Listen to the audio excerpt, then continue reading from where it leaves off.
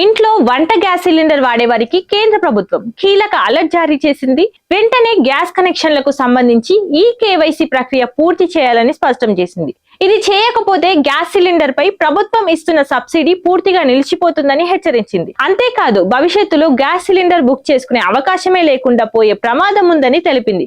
కొంతమంది ఒకే పేరుతో వేర్వేరు చోట్ల సబ్సిడీ పొందడం, ఒకే ఇంట్లో ఒకరికి మించిన వ్యక్తులు రాయితీ పొందడం వంటి అక్రమాలను అడ్డుకునేందుకే కేంద్ర పెట్రోలియం శాఖ ఈ కేవైసీ నిబంధనను తప్పనిసరిగా అమలు చేస్తోంది. అర్హులైన లబ్ధిదారులకే సబ్సిడీ అందేలా దేశవ్యాప్తంగా ఈ ప్రక్రియను ప్రారంభించింది. ప్రధానమంత్రి ఉజ్వల్ యోజన కింద బీపీఎల్ కుటుంబాలకు ఉచిత గ్యాస్ కనెక్షన్లు, సబ్సిడీపై సిలిండర్లు అందిస్తున్నారు. అలాగే తెలంగాణ ప్రభుత్వం 500 రూపాయలకే గ్యాస్ సిలిండర్ అందిస్తుంది. అయితే ఈ అన్ని ప్రయోజనాలు కొనసాగాలంటే కేవైసీ మాత్రం తప్పనిసరి.